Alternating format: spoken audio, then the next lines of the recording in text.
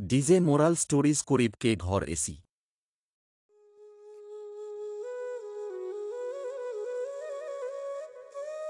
বন্দনা তার মেয়ে পূজার সাথে একটি ছোট বাড়িতে থাকতেন। পূজার বই পড়ার খুব শখ ছিল। বন্দনা তার মেয়েকে সেলাই শিখিয়ে দিতেন এবং সেলাই করে আয় করা টাকা দিয়ে তার বার চলত। হে ভগবান, এটা কি? আবার বিদ্যুৎ চলে গেল। আমাকে এই পোশাকগুলি জরুরি ভিত্তিতে দিতে হবে। পাওয়ার না থাকলে আমি কিভাবে সেলাই করব? মা, কাল আমার একটা কাগজ আছে, আর বিদ্যুৎ না থাকলে আমার পড়াশোনা অসম্পূর্ণ হবে। এক কাজ করো, তুমি বাইরের স্ট্রিট লাইটে পড়াশোনা করো। কিন্তু মা, তোমার যে যুগটা জরুরি ভিত্তিতে পড়ে যাওয়ার কাজ আছে সেটা কি হবে? তাতে কি চাঁদের আলোয় করো। বন্দনা এবং পূজা এভাবেই সময় কাটাচ্ছিল। তখন ছিল গ্রীষ্ম মেশম আর গরম বাড়ছিল, এবং এর ফলে উভয় খুব উদ্বিগ্ন ছিল। মা, আজ তাপমাত্রা অতিক্রম করে গেছে, একটা পাতাও নড়ছে না।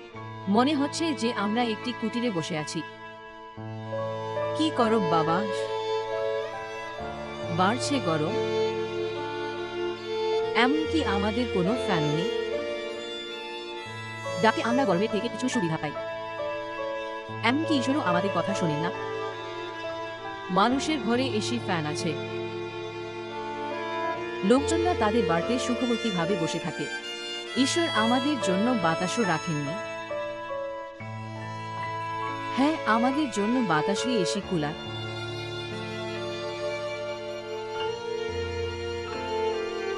বন্দনা এবং পূজা একই গরম গ্রীষ্মকালে বসেছিলেন। একদিন পূজা তার বন্ধুর বাড়িতে পড়তে গিয়ে সেখানে একটি এসি লাগানো ছিল। সীমা, আজ খুব গরম।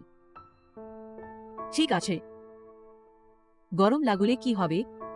এসো, তোমাকে এসিতে বসিয়ে দিয়ে দেব। সীমা, বাইরে খুব গরম, আর তোমার ঘরটা সিমলার মতো। এখানে খুব ঠান্ডা। আমার ঠান্ডা লাগছে। আমি বললাম বাইরে খুব গরম। আমি বলেছিলাম বাইরে যা হোক তাকে আমার বাড়িতে ঠান্ডা থাকবে। কিন্তু এই শীতল বাতাস কোথা থেকে আসছে? আমি শীতকালে এমন ঠান্ডা বাতাস অনুভব করেছি মাত্র না। এই বাতাস আসছে এই এসি থেকে। বাবা একটা এসি লাগিয়েছেন। খুব গরম হলে আমি এসি চালু করি। এর ঠান্ডা বা আমাকে অনেক সুখ দেয়। তাই এই এসি থেকেই আসছে এই ঠান্ডা বা। তোমার কথাটা জেন তুমি প্রথমবার এসি দেখেছ তা তোমার জানা নেই। সীমা পূজার দারিদ্রতা সম্পর্কে জানতেন না। পূজাও তাকে জানাতে চায়নি যে তিনি গরিব। পড়াশোনা শেষ করে তিনি তার ঘরে ফিরে এসেছিলেন। তখন তার মা তাকে বলল, ওহো, তুমি এতদিন কোথায় ছিলে? আমি তোমার জন্য এতক্ষণ অপেক্ষা করছিলাম।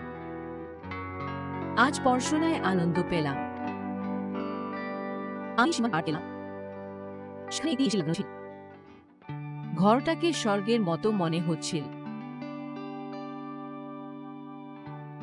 যখন আমি উষ্ণতার তীব্রতা থেকে বেরিয়ে আসলাম, আমি এসিতে বসে নিজেকে স্বর্গ মনে করলাম। মনে হচ্ছিল আমি সেখান থেকে বের হতে পারব না, কিন্তু আমাকে আসতে হলো। ওহো, এসি খুব ভাল লাগছে। আপনার একটি এসি ইনস্টল করা উচিত। তোমরা জানো না আমাদের বাড়িতে একটি ভাঙা টেবিল ফ্যানও নেই। আমি কিভাবে এসি কিনতে পারি? সেলাই করার পর বার ফেরার জন্য হেঁটতে কষ্ট হয়। এসির জন্য টাকা পাব কিভাবে? এগুলো ধনীদের কৌশল। আসুন এখানে বসুন। আমি আমার হাত দিয়ে তোমার বাতাস উড় দেব। গোটায় সব চলে গেছে, এখনো আসেনি। পূজা মায়ের শিনে মাথা রাখে এবং ঘুমায়। বন্দনা বাতাস বইতে থাকে, সে ঘামে ভিজে যায়, তবে সে পূজাকে উষ্ণ অনুভব করতে দেয় না। একদিন পড়াশোনার সময় বিদ্যুৎ চলে যায়।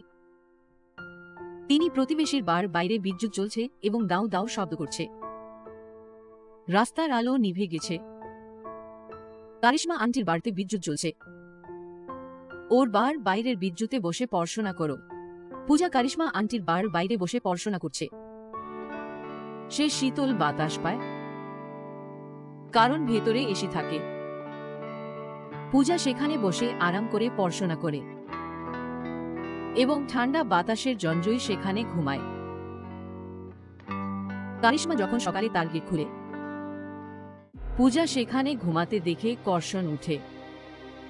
সে ভেতর থেকে এক কাপ পানি নিয়ে আসে, মুখের ওপর ছুঁড় দি বলে, আমার বাড়িতে ঘুমানোর জায়গা পাইনি, যা আমার বার সামনে পড়া আছে। আন্টি, আমার বার বিদ্যুৎ চলছে না, আর তোমার ঘরের বিদ্যুৎ চলছে, তাই এখানে পড়তে বসেছি। এখানে আমার খুব ভালো লাগছে, তাই অনেকটা স্বস্তি পেয়েছি। তারপর আগ লাগলে কখন জানতাম না। আচ্ছা, তাহলে এই ব্যাপার। তুমি আমাদের এসি ঠান্ডা বাতাস নিচ্ছিলে। আমাদের এসি কি ফ্রিতে এসেছে, যা আপনাদের শীতল বাতাস দেয়? যদি তোমার এসি কিনতে পারা সম্ভব না, তাহলে স্বপ্ন দেখেন কেন? কারিশমা পূজাকে সেখান থেকে দূরে নিয়ে যায়। পূজা কাঁদতে কাঁদতে বন্দনার কাছে যায় এবং তাকে সব খুলে বলে। সেই সব বাইরে থেকে শব্দ আসে। ওহো, বাইরে শব্দ কেন হচ্ছে? ব্যাপারটা কি? এসো পূজা, এখন কান্না থামাও। চলো বাইরে গিয়ে দেখি বাইরে কেন এত শব্দ হচ্ছে। মা, আমার খুব খিদে পেয়েছে। আপনি কোথায় যাচ্ছেন? মা, তুমি যাও, আমার ইচ্ছা নেই। প্রচন্ড গরম, বাইরে একটু শীতল বাতাস চলছে।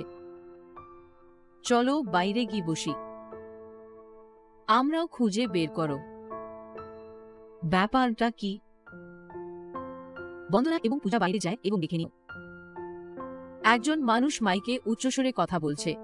গ্রামের কালেক্টর নির্ণয় করেছেন যে এই বছর বোর্ডে প্রথম আসবে তাকে একটি এসি দেওয়া হবে। মা, আমি নিশ্চয়ই তোমাকে একটি এসি দিই। দেখবেন, আমি সারা গ্রামে সবচেয়ে আগে আসব। অন্যদিকে সেই গ্রামের জমিদারের ছেলে মো গ্রাম থেকে আসা গুন্ডা ছিল। তিনি এই প্রতিযোগিতায় জিততে চেয়েছিলেন। পড়াশোনায় তিনি ছিলেন শূন্য, তবে তিনি মানুষের সঙ্গে মিশুতেন এবং পাশ করত। তিনিও একই কথা ভাবছিলেন। কালেক্টর বেকারে সময় নষ্ট করছে। এই গ্রামে শুধু একজনই প্রথম হতে পারে, আর সেটা আমি। কিন্তু তা কি করে সম্ভব? আপনি লেখাপড়াও জানেন না, তুমি কিভাবে বোর্ডে প্রথম হবে?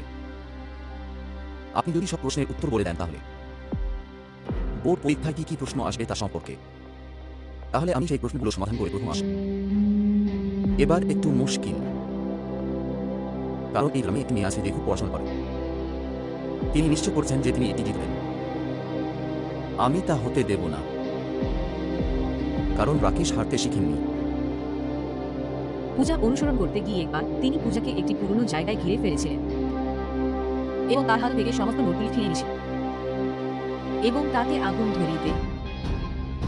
এখন আর নৌমান তেল থাকবে না, আর রাধাও নাচবে না।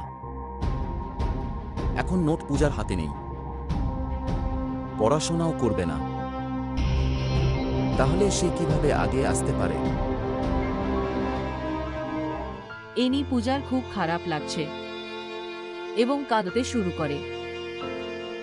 সে আবার নোট করে এবং সময়মতো বোর্ড পরীক্ষাতে, যার মধ্যে তিনি সবার আগে আসেন।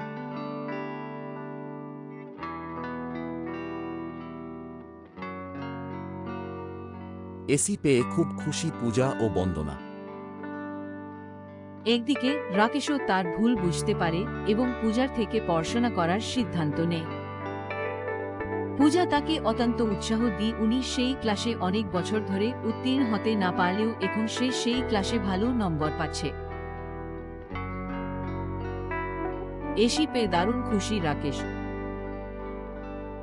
এসি পেয়ে খুব খুশি পূজা ও বন্দনা।